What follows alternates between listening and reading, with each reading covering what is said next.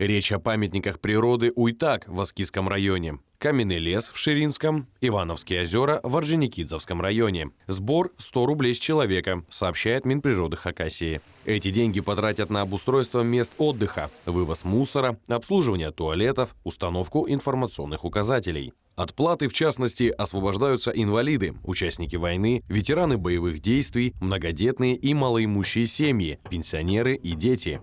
На все вопросы готовы ответить в дирекции по особо охраняемым природным территориям.